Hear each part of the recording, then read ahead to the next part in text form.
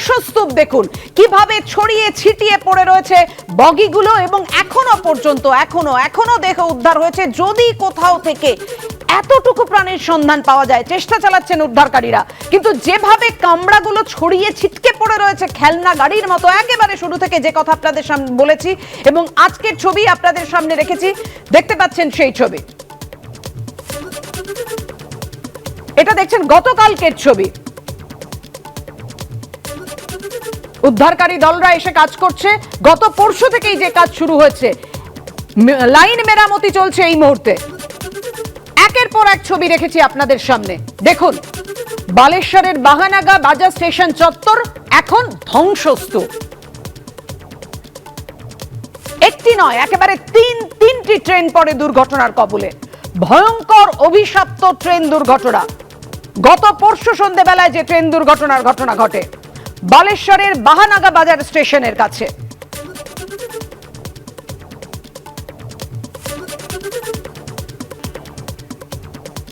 এবার আপনাদের সামনে রাখবো যে কিভাবে দুর্ঘটনার কবলে পড়ে এই তিনটি ট্রেন।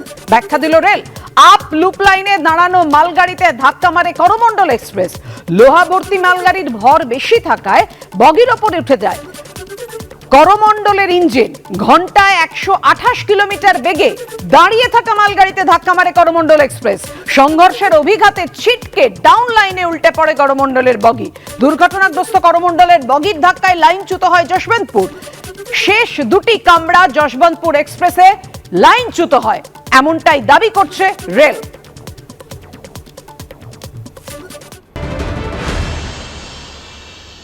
दुर्घटना सिर्फ कोरोमंडल एक्सप्रेस की हुई है। ये भी एक चीज़ है जो कि सबको समझने की आवश्यकता है कि यहाँ पे 3 इंजन भिड़ गए और बहुत सी मल्टीपल ट्रेन्स जो है वो आपस में टकरा गई, कैसे सब एक ही रास्ते में थीं। ये इस तरह की गलत इन्फॉर्मेशन या गलत समझ फ्लोट अराउंड कर रही है।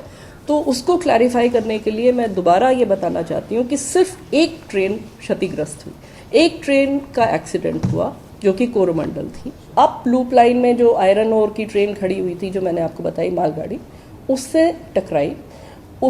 उसके ऊपर उसका इंजन चला गया, उसके कुछ कोचेस चले गए, और ये इतना तेज़ इम्पैक्ट था वो बेसिकली इसलिए था क्योंकि ट्रेन अपनी फुल स्पीड पे थी। 128 kmph पे मामूली चीज़ नहीं है। और दूसरी इशू ये था कि वो एक आयरन ओर की ट्रेन थी जो कि बहुत ही भारी ट्रेन होती है। डाउन मेन लाइन पे यशवंतपुर एक्सप्रेस निकल रही थी, वो भी 126 की स्पीड पे जा रही थी। वो करीब क्रॉस कर गई थी। वो तो मिस फॉर्चून है कि एक लिटरली एक फ्रैक्शन ऑफ सेकंड के लिए उसके पीछे के 2 डिब्बे थे जो कि इसके डिरेल डिब्बों के रास्ते में आ गए, और इन डिरेल डिब्बों के इम्पैक्ट से उसके आखिरी 2 डिब्बे वो भी डिरेल होके, यशवंतपुर एक्सप्रेस के, वो भी डिरेल होके दूसरी तरफ फिक गए। অর্থাৎ ট্রেন দুর্ঘটনা নিয়ে রেলের কি ব্যাখ্যা আপনাদের সামনে রাখলাম। এই বালেশ্বর দুর্ঘটনা নিয়ে মমতা বন্দ্যোপাধ্যায় যে অ্যান্টি কলিশন ডিভাইসের কথা বলেছিলেন, যে তত্ত্ব দিয়েছিলেন, সেটা খারিজ করলেন রেলমন্ত্রী। কবচের সঙ্গে এই দুর্ঘটনার কোনো সম্পর্ক নেই। ইলেকট্রনিক ইন্টারলকিং এ বদলের জন্যই দুর্ঘটনা ঘটেছে। কি কারণে দুর্ঘটনা ঘটেছে তদন্তের পরই জানা যাবে। মমতা বন্দ্যোপাধ্যায় যা বলেছেন সেটা ঠিক নয়। প্রতিক্রিয়া রেলমন্ত্রী অশ্বিনী বৈষ্ণবের।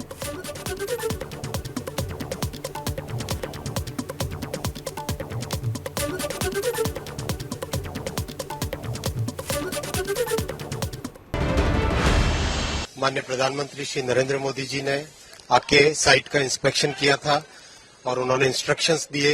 उस इंस्ट्रक्शंस के हिसाब से कंप्लीट तेजी से काम चल रहा है। आप देख रहे हो कल रात में ये वाला जो ट्रैक है, जो इस पूरे के पूरे करीब ट्रैक का काम कंप्लीट हुआ। अभी उसका ओवरहेड इलेक्ट्रिफिकेशन का जो ऊपर के तार लग रहे हैं वो OHE का काम अभी कंप्लीट हो रहा है। टैंपिंग मशीन रेडी पड़ी है।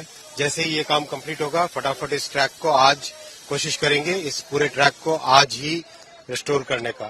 सारे के सारे जितने भी वैगन्स और कोचेज और सब के सब ऑलरेडी टैकल कर लिए गए।